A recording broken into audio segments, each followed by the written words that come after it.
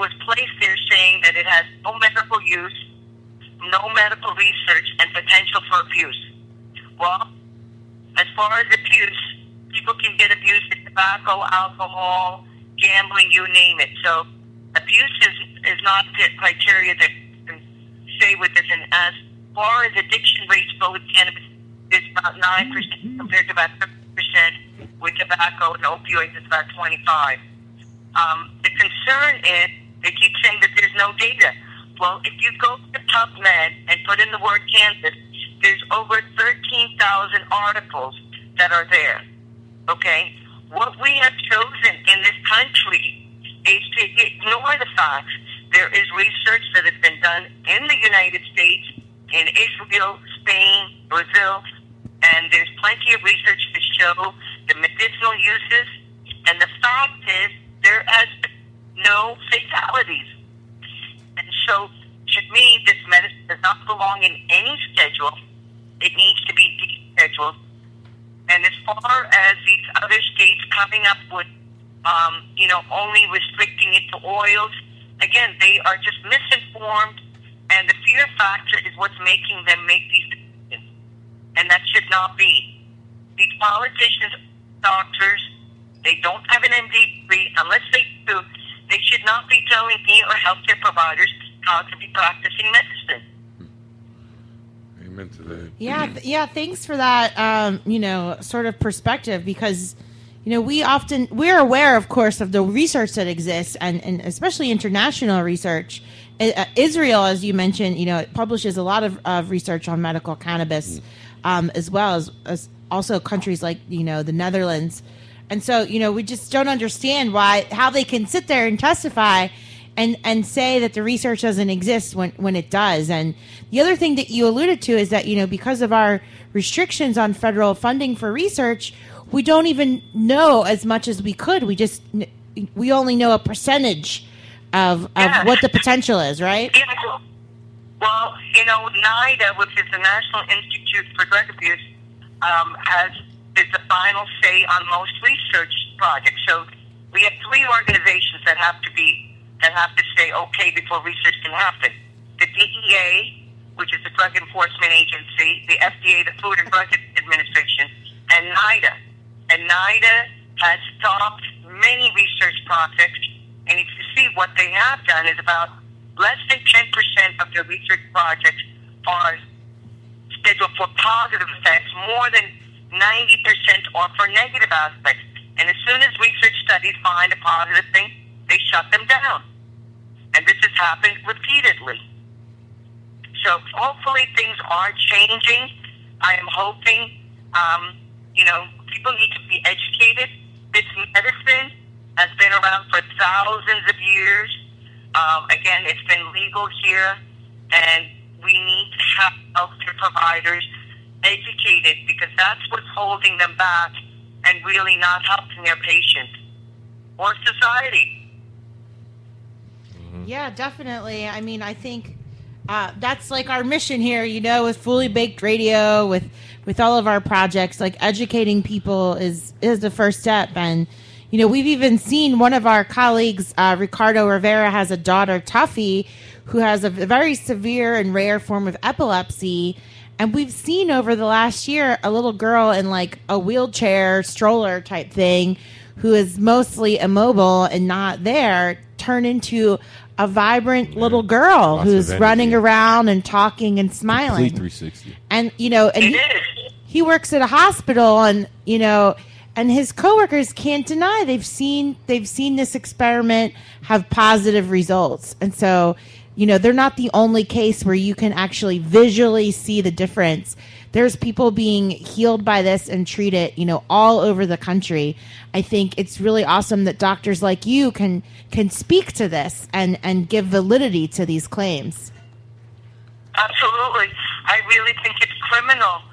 I think it's criminal that people can't get a medicine that kills nobody, and it's politics that's put this medicine into prohibition. And I truly believe the voice of people is what is going to get this medicine out of prohibition. Definitely. Indeed. Your voice, too, especially. So, keep speaking out, keep educating people. I think this The North Eastern Cannabis Institute is so amazing. We wish we could have something like that in New Jersey. Maybe you'll come back down if we start one when it's finally legal. Absolutely. We have students that come here even from Canada, from other states, and they're able to do the course in 2 weeks' time. And I'm very excited to be a part of it. And I teach the Medical Marijuana 101 course here. Yeah. And what I want everybody that's listening out there to do is to please get involved. Reach out to your legislators. Reach out to people that want to be able to write letters. Help one another out to make change. You guys can do it. Definitely. Hey, Dr. Uma, back in 2010, they wanted to grow all the medical marijuana in New Jersey at Rutgers University. Were you there at that time, and did you hear anything about that? No, and I'm wondering if it was up in New Brunswick or in York, but in 2010 is actually when I went to the state of Washington. But no, I was not familiar with that. Definitely. Okay. Hey, Dr. Uma, I've had the pleasure of meeting you and your son. You being a mother in the cannabis industry and Mother's Day right around the corner, like, what would be your advice to mothers out there that that are on the fence about cannabis and want to speak to their children and become more aware? What would be your advice to them? Well, as a mother, I think the most important thing is communication and honesty, and to really recognize this is an industry and this is medicine, and absolutely there is going to be more and more people involved, especially from all facets. So please do encourage your children to get involved, to get educated, because education is knowledge and knowledge is power. So for all mothers out there, educate the children, empower them, and be honest, and let's open the doors for communication and honest education, clear, truthful education, not myths. Doctor, I've tried that with my 95-year-old grandmother, and I cannot convince her to use cannabis under any conditions. How do I get my 95-year-old grandmother to relent and to smoke some cannabis with me? Okay, well, first of all, to understand that the only delivery system is not just smoking. There are other delivery systems, and, everybody has aversions to smoking, but on that topic, you can try edibles, maybe. There's different types of tinctures, and you can even try some topicals. My seniors love the topicals to get the psychoactive effect, but they can get the pain.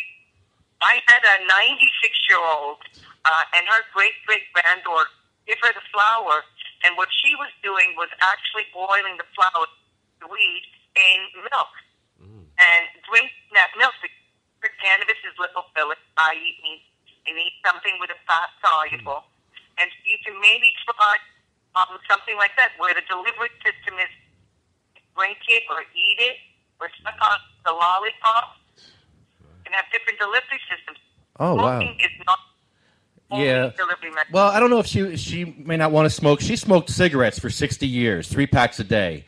So I don't think she wants to smoke anymore, so maybe some vapor or something. But, yeah, I'm surprised you have a 96-year-old, huh? That's amazing.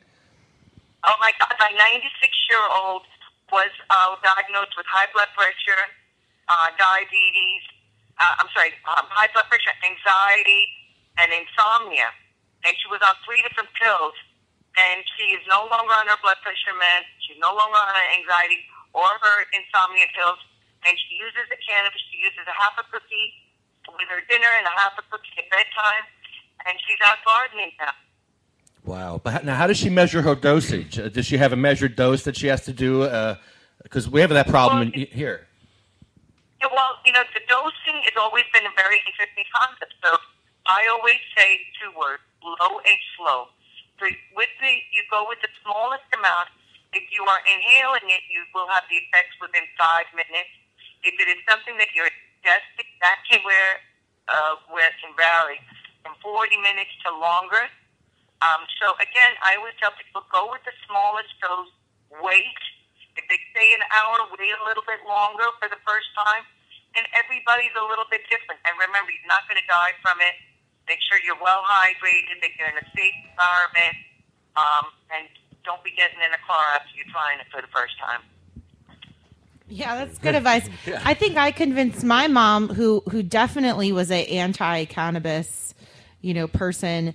I had a burn on my arm that was really nasty from making pizza in the oven, and I put a cannabis salve on it, a topical one that I got from, a doctor in Colorado. My friend got it for me, and the burn literally closed up and healed within 3 days. And, I'm showing my arm here to the others. There's no scar. It was like really big. And my mom saw that and she said, what did you put on that? What did you do? That your arm looked really nasty. And I was like, cannabis salve. Like, do you believe now? And I think for a lot of people, seeing is believing. And so with your grandma and other people, like, topicals are the least shady thing in their minds, because it can't get you high. It's just like a lot of it's embedded in moisturizers and gels. So give it to her and see what happens. Well, she needs to stimulate her appetite. That's her issue. She's not eating, so we need to stimulate her appetite. Edibles. So edibles and absolutely. And this is where you can try. People are making butters now. My patients are very creative. They've done, people are juicing with the leaves. You can take the raw leaves, juice, add a little coconut oil. The hemp seeds are amazing nutrition. People are getting hemp seeds, soaking it in yogurt. Very easily digestible, very good for inflammation. And as far as the sleep and the appetite, it works great for the seniors. And I think we also mentioned, people are improving their quality of life. They're not zombified, as I say. They're not out there being not able to contribute at all. These people are improving their quality of life. They're giving hope to themselves and their family members, and they're seeing how it impacts everybody because they are feeling better. The patients are feeling better. Yeah, definitely. Hey, Dr. Uma, before we go to break, I just want to ask you a question. Massachusetts has been in the news lately about its popularity and legalization. How optimistic are you that you will get like a complete legalization where it's not as regulated as some other states where Vanessa was saying where there's only CBD or edibles or things like that? How optimistic are you? Well, Massachusetts right now has no dispensaries either. So we're still trying to get to stage one of hopefully having the dispensaries open shortly within the next few months. And as far as legalization, I would like to see two criteria. I would like to see medical marijuana be different than just legalization, because the patients that need medical marijuana are also, many of them are on fixed incomes, and I think they should have a different criteria than just for recreational purposes. Yeah, I mean, especially, since states like Washington have essentially gutted the medical marijuana program, and now it's all going to be through retail sales.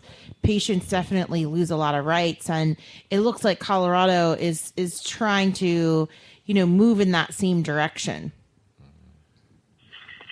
I'm not sure what's going to happen as far as individual states, but I know there is much talk about legalization throughout the United States in 2016. But a lot of people don't understand what the bigger problem is. It's not just the United States. The United States has created treaties with other countries, and by them legalizing here, it has a lot of other impact, and people don't realize that. And I think that's where we will find out the truth soon enough. Great, exactly. Yep. Well, Dr. Umar, I'd like to thank you for calling in and participating in our show today. You're a great inspiration, not only to the women and mothers out there, but to myself and activists. I'll definitely look forward to speaking with you a lot further, and I would like to give you an early Mother's Day. Congrats. Well, thank you. I want to wish all the mothers out there happy Mother's Day, and enjoy and celebrate. God bless you all, and keep speaking the truth. And remember, cannabis is not an entrance drug. It's an exit drug from pharmaceuticals and narcotics. Yeah, thank you so much for being on our show, especially to have more women of color who are educated.